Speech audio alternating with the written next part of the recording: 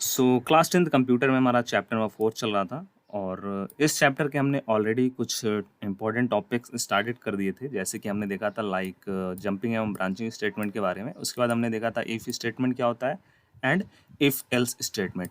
Next हमारा जो point रहने वाला, टॉपिक रहने वाला, वो रहने वाला है nested if else statement. But before इस टॉपिक को पढ़ने से पहले आपके जो ये दो टॉपिक हैं, लाइक इफ़ स्टेटमेंट क्या होता है एंड इफ़ एल्स स्टेटमेंट, ये दोनों टॉपिक्स क्लियर होने चाहिए। इससे रिलेटेड कोई भी आपके माइंड में डाउट नहीं होना चाहिए, ठीक है। तभी आपको ये जो नेक्स्ट टॉपिक है वो पूरी तरीके से 100% डाउट के साथ क्लियर होंगे, ठीक है।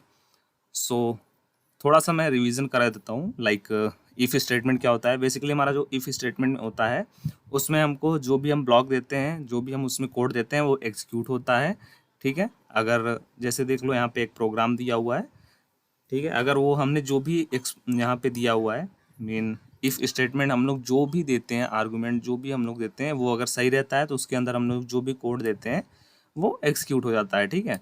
और एल्स स्टेटमेंट मतलब इफ़ एल्स स्टेटमेंट क्या होता था, अगर हमने जो इफ़ के अंदर कंडीशन दिया हुआ है अगर वो करेक्ट है, तब हमारा इफ़ वाला ब्लॉक का जो कोड है वो एग्जीक्यूट होगा, वो रन होगा। अगर वो कंडीशन जो है इफ़ के अंदर हमने जो दिया हुआ है वो रॉन्ग है, तो हमारा क्या होगा, एल्स में जो भी हमने लिखा हुआ है, जो भी हमने कोड दिया हुआ है, जो भी हमने आउटपुट दिया है, वो सीधा परफॉर्म हो जाएगा, ठीक है। अब बात करते हैं अपने नेस्टेड इफ एल्स स्टेटमेंट के बारे में। जो हमारा नेस्टेड इफ एल्स स्टेटमेंट या फिर कह लें हिंदी में नेस्टेड इफ एल्स कथन होता है, वो सी और अन्य कई प्रोग्रामिंग लैंग्वेज में जो हमारा इफ एल्स ब्लॉक को और दूसरे इफ एल्स ब्लॉक को एक साथ कंबाइन करके बनाया गया होता है। इसका मतलब ये होता है कि जैसे कि हम लोग सिंपल सा, ये बहुत ही सिंपल सा लॉजिक ये है कि देखो, सिंपल फॉर्मेट क्या था, इफ़ और एल्स का जो सिंपल फॉर्मेट था वो ये था कि हमारा इफ़ रहेगा ब्लॉक, उसके बाद हमारा उसका कंडीशन रहेगा, फिर उसके बाद हमारा नेक्स्ट एल्स का रहेगा ब्लॉक, ठीक है। बट जो हमारा नेस्टेड इफ एल्स रहता है उसमें एक इफ़ के अंदर, मतलब पहले वाले स्टार्टिंग वाले इफ़ स्टेटमेंट के अंदर एक और इफ़ एल्स का ब्लॉक आ जाता है, ठीक है। इफ़ एल्स का एक और ब्लॉक आ जाता है तो हमारा ये बन जाता है नेस्टेड इफ एल्स स्टेटमेंट, ठीक है। देखो यहाँ पे एक जैसे प्रोग्राम एक बनाया गया है, वही सेम टू सेम प्रोग्राम है। यहाँ पे देख लीजिए, ये हमारा हेडर फाइल है, फिर उसके बाद हमारा यहाँ पे फंक्शन स्टार्ट होता है, मेन मेथड, फिर उसके बाद ये हमारा इंट एक वेरिएबल बनाया गया है, फिर दूसरा कैरेक्टर के लिए जेंडर नाम का वेरिएबल बनाया गया है, ठीक है। फिर उसके बाद हमारा ये प्रिंट हुआ, सबसे पहले ये मैसेज एज हमको प्रिंट करना है, वहाँ पे लिखना है, ठीक है। इनपुट देना है, इनपुट कैसे लिया गया, स्कैन एफ के द्वारा इनपुट लिया गया, जो स्टोर कहाँ पे हुआ, एज वेरिएबल में। फिर उसके बाद उसने पूछा कि आप मेल हैं या फिर फीमेल हैं, वो आपको इनपुट करना है, वो हमारा कहाँ पे जा कर के स्टोर हुआ, वो हमारे जेंडर वाले वेरिएबल में स्टोर हुआ। फिर उसके बाद कंडीशन ये हुआ कि जो हमारा एज है अगर वो क्या है, ग्रेटर देन 18 है या फिर इक्वल टू 18 है, बट उसमें भी एक और कंडीशन है कि जो हमारा जेंडर है वो भी क्या होना चाहिए, वो फीमेल होना चाहिए, ठीक है। तो यहाँ पे क्या प्रिंट होगा, महिलाएं वोट दे सकती हैं, अदरवाइज अगर वो वहाँ पे क्या आएगा, मेल आएगा, ठीक है, तो हमारा क्या प्रिंट होगा, पुरुष वोट नहीं दे सकते हैं, ठीक है। अगर ये दोनों नहीं है तो फिर यहाँ पे अगर मतलब ये जो है हमारा कंडीशन है 18 वाला, मतलब जो हमारा एज इनपुट दिया जाएगा अगर वो 18 से नीचे रहेगा, लेस रहेगा, मतलब 17 रहेगा, 16 रहेगा, 15 रहेगा, तो हमारा ये एल्स वाला जो पार्ट है, आप वोट नहीं दे सकते हैं, ये वाला प्रिंट हो जाएगा, ठीक है। फिर उसके बाद एक और यहाँ पे प्रिंट लगा दिया कि आपका जो प्रोग्राम है वो एंड हो गया यहाँ पे। हमारा नेस्टेड इफ एल्स स्टेटमेंट इसी प्रकार वर्क करता है। बहुत ही बेसिक सा कॉन्सेप्ट है। सिंपल जो हमारा इफ एल्स स्टेटमेंट होता है, जैसे देखो ये सिंपल इफ एल्स स्टेटमेंट है हमारा।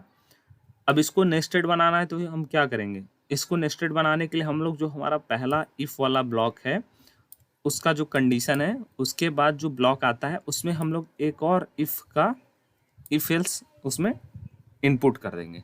मतलब पहले ये तो चेक करो ही कि उसकी एज कितनी है, फिर उसके बाद ये भी चेक करो कि वो मेल है या फिर फीमेल है, ठीक है। दो वहाँ पे ऑथेंटिकेशन हो जाएगा, तब वहाँ पे हमारा क्या हो जाएगा, नेस्टेड इफ एल्स का ब्लॉक हो जाएगा, या फिर कह लें उसको हम लोग नेस्टेड इफ एल्स स्टेटमेंट कह सकते हैं, ठीक है। ये जो प्रोग्राम है इसको मैं आपको रन करके दिखाऊंगा, ठीक है, आगे आने वाले क्लासेस में, नेस्टेड इफ एल्स स्टेटमेंट का।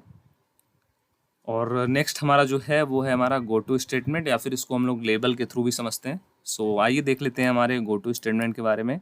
सो जो हमारा गो टू स्टेटमेंट होता है वो सी भाषा में एक प्रकार का प्रोग्राम कंट्रोल स्टेटमेंट होता है।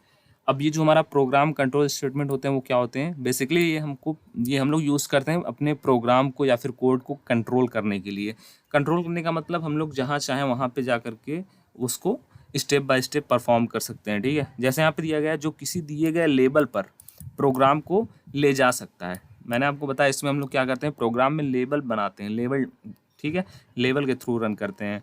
यहाँ एक प्रोग्राम को विशेष स्थानों पर जाने के लिए उपयोग किया जाता है, लेकिन इसका अधिक प्रयोग नहीं किया जाना चाहिए, क्योंकि यह प्रोग्राम को अधिक पढ़ने और समझने में कठिनाई का स्रोत हो सकता है और प्रोग्राम को बग करने के लिए भी मुश्किलें पैदा कर सकता है।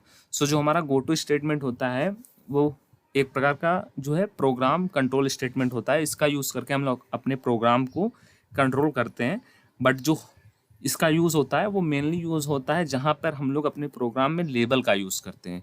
लेवल मतलब लेवल बाय लेवल हम लोग अपने प्रोग्राम को डिसाइड करते हैं, जैसे लेवल 1, लेवल 2, लेवल 3। अगर हमको अपने प्रोग्राम में कहाँ पे जाना है, लेवल 2 पे जाना है, तब हम लोग गो टू के द्वारा अपने लेवल 2 पे चले जाएंगे, ठीक है। आगे प्रोग्राम भी दिया हुआ है, इसको भी मैं आपको रन करके दिखाऊंगा, ठीक है। देखो बहुत अच्छे से समझाया गया है। यहाँ पे हमारा हेडर फाइल है, फिर उसके बाद हमारा फंक्शन है, फिर उसके बाद ये मैसेज हमारा जो है प्रिंट होगा। सबसे पहले कृपया एक विकल्प चुनें, ठीक है। एक ऑप्शन आपको चुनना है, फर्स्ट, सेकंड या फिर थर्ड। अब आपका जो विकल्प है, मतलब चॉइस नाम का वेरिएबल यहाँ पे देखो बनाया गया है, इंटीजर टाइप चॉइस वेरिएबल, उसमें जाकर के स्टोर हो जाएगा। फिर उसके बाद यहाँ पे लिखा है चॉइस के आधार पर विभिन्न लेवल्स पर जाएं, ठीक है। अब हम लोग क्या कर रहे हैं, स्विच का यूज़ करके चॉइस जो हमने दिया हुआ है उसी के अकॉर्डिंग हम लोग लेवल पे जाएंगे। जैसे यहाँ पे देखो 3 केस बना दिया गया, ठीक है, केस 1, केस 2, केस 3। अगर हमने यहाँ पे लेवल में क्या किया, जब विकल्प हमने 2 चूज़ किया, तो यहाँ पे ये क्या हो जाएगा, केस 2 पे चला जाएगा, या फिर कह लें कि गो टू लेवल 2।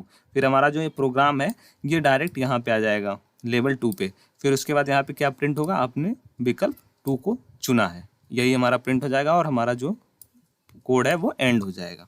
अगर हम लोग क्या करेंगे, अगर ये मैसेज हमारा प्रिंट होता है लेवल 1 को चुने, 2 को चुने, 3 को चुने, इसमें से कोई भी चुनने के लिए, तो अगर हमने 3 को सेलेक्ट कर लिया तो ये जो हमारा चॉइस में 3 फिल हो जाएगा और स्विच हमारा स्टेटमेंट जो है वो परफॉर्म हो जाएगा 3 के लिए। 3 हमारा लेवल 3 हो जाएगा, चला जाएगा ये हमारा गो टू के थ्रू, ठीक है। अब ये गो टू में हमारा लेवल 3 में जो मैसेज है वो हमारा प्रिंट हो जाएगा कि आपने लेवल 3 को सेलेक्ट किया है, ठीक है। इस प्रकार हमारा जो एक प्रोग्राम है वो कंप्लीट हो जाएगा और ये हमारा go to statement. I hope आपको ये go to statement and next nested if else statement program के थ्रू मैंने आपको समझाया वो समझ में आ गया होगा।